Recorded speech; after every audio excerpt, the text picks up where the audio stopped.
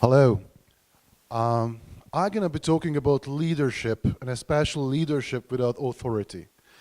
And I'm going to be talking about this because this was a really important aspect of my career and how I developed as a product manager in those nearly 10 years that I worked as a product manager.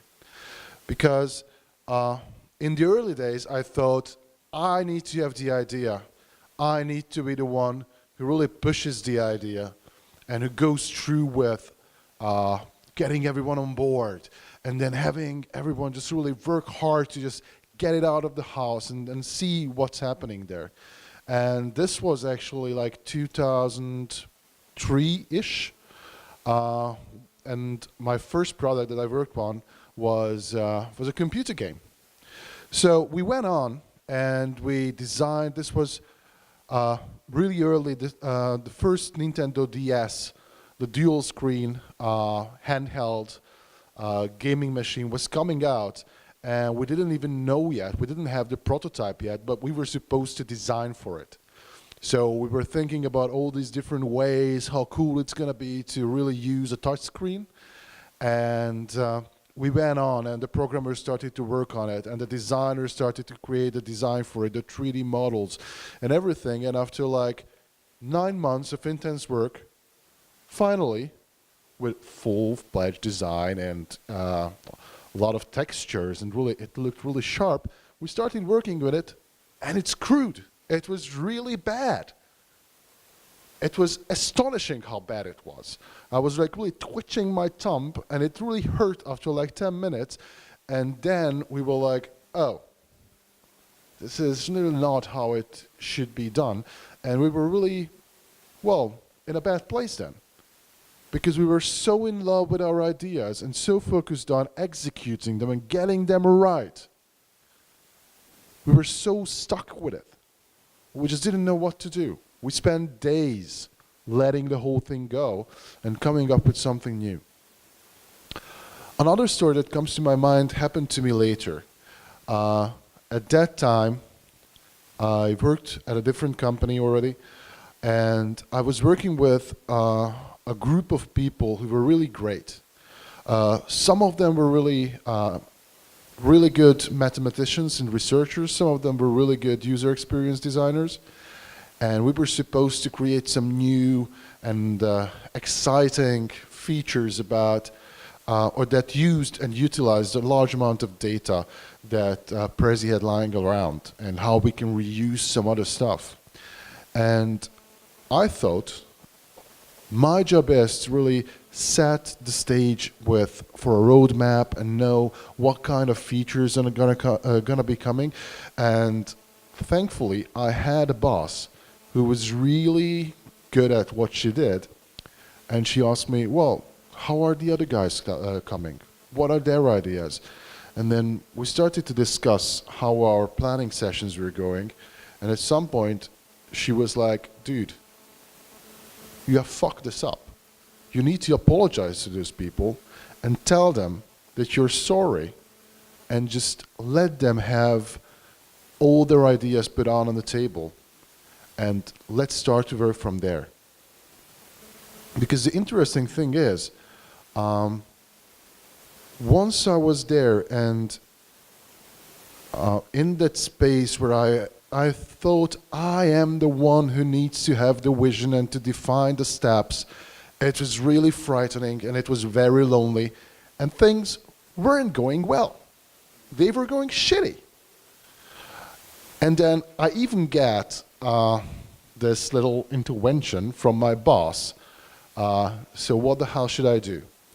And this was a point which would change something in me, because after that, like, I dreaded this thing for a week, and I prepared for this thing for a week, and I went in and sat down with my team and I told them, hey guys, I think I screwed something up because you're not sharing your ideas, and I think this is because of me. So I'm sorry. Tell me what you need from me so that you can put out your ideas, your knowledge on the table so that we can work from it together. And at that point, something started to change. First of all, they were really happy about that, and they liked me for it, which was really surprising to me, but it was a pleasant surprise. And first we started to work on how exactly are we going to work together? What do they need to put out their ideas? Some needed more time to prepare. Some needed more time to put together a plan. Some needed more convincing that what I say we should be working on is the right problem to work on. Basically, they wanted more opportunity discovery. And they wanted to validate the opportunities before we started to work on them at any point. So we started to do the stuff that you just saw in the previous presentation, fake door tests, for example, to prove that people would actually pay us to solving a problem for them. And at the same time, we started to really speed up. And we did a lot of this in a short time. So, and work became a lot more fun. Because instead of having the loneliness and the responsibility of having to make decisions on my own, as I thought I should be, we became on the same place, on the same level. And it was really, it became something like play, much less struggle. It was like creating and testing and seeing what happens.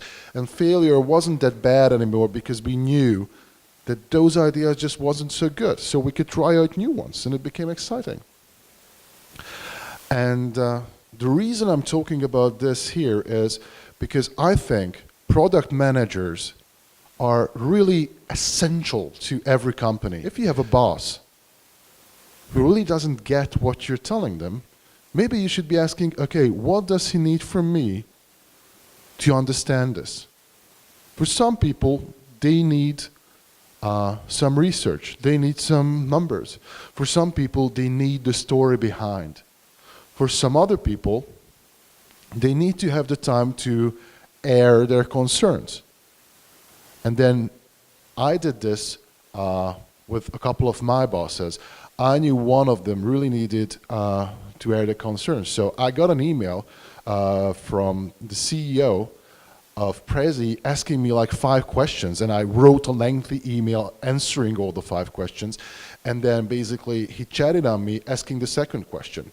So I copy-pasted the second paragraph of my long email and chatted it back to him, and in 15 minutes he chatted me the third question, and I copy-pasted the third paragraph of my long email and chatted it back him. But basically, in this way, we had a conversation that really looked like a conversation, and this was how I was solving the problem of getting through to him and getting his support for my ideas. And after that, we had all the empowerment we needed to really go through and pull to a risky project. Which, by the way, afterwards,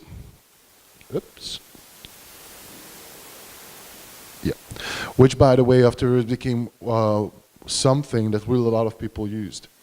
It was a small thing, and I don't want to, I don't want to say something stupid. I think it was a personal library where you could store some of the stuff, larger chunks that you used. But my point is that this story, this happening, really made me realize how I could really adjust my communication style to different people in different places. And then when I went back to work with my team after we had like 10 different solutions to a problem fail, but our validating of the problem, of the opportunity was so strong that we believed, okay, let's do something else. And everyone was wary of all the failure, of all the disproved ideas. And then basically what they needed from me was an allowance. They needed my encouragement so that they can really go and come back with outlandish ideas. So what I did was basically saying, okay guys, let's get down to this and let's get rid of all the limitations. Think about this if we were in a Star Trek movie. How would Star Trek technology solve this? And then we went down and we had a lot of cool ideas and we brainstormed. And then I said, okay, let's put this aside and let's see how would people solve this in a fairy tale. Only magic, fairy magic is allowed. So we went on with this. And afterwards, we did a couple of more of these lenses. And what turned out was these were really outlandish ideas. But we could ask the question, okay, what is the essence of it? And the essence is something that usually you can put to use in the real world. So we created the space for creativity.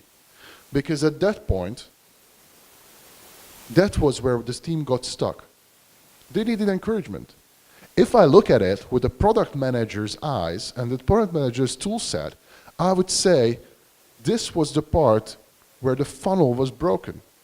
Because we enter with the problem or with the research for the opportunities, and then we go through validation, and then we go through solution discovery and solution validation, and then we go on to deliver on our promise and roll it out. And in the end, there is the returning paying customer. This is where the end of your funnel is as a product manager in that process. And we could say, okay, we got stuck at ideation. What do I do if I am the product solving this problem to widen that funnel and get my people through?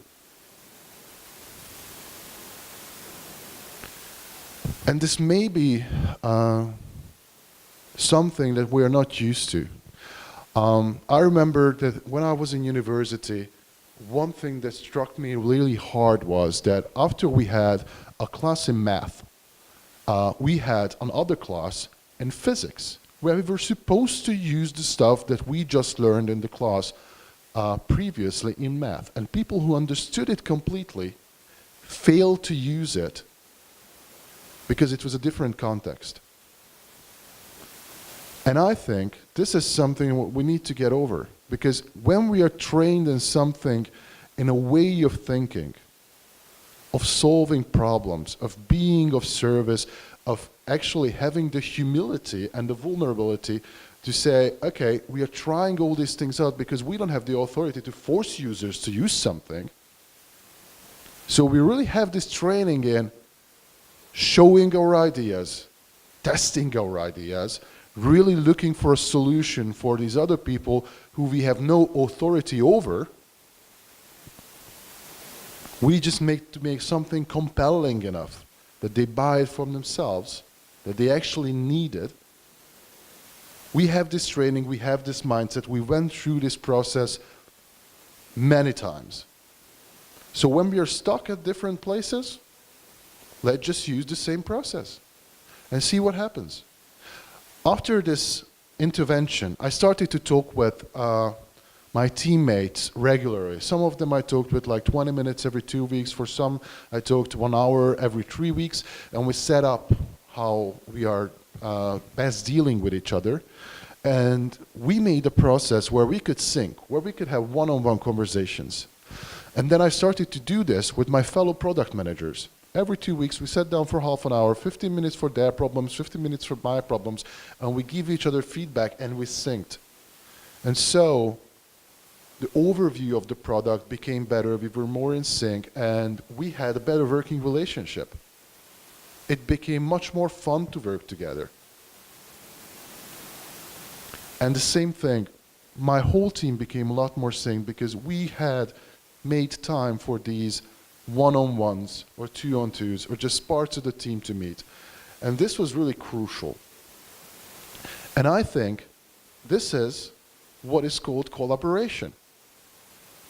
Finding the way to best collaborate with one another, finding the way to best collaborate with your bosses, and finding the way where you can be on the same platform, working for the same goal, aligning and syncing. And this needs time, and I discovered that in order for my product teams to run smoothly, this was one of the things that I needed to invest a lot more time and effort in than I thought before. And I think this deserves more attention than what we usually give it. Because this can be a make or break for a team and a make or break for a product. We should make ourselves the product that solves our team's problems, that creates opportunities out of our team's problems. And then we will have better products and more success. Thank you.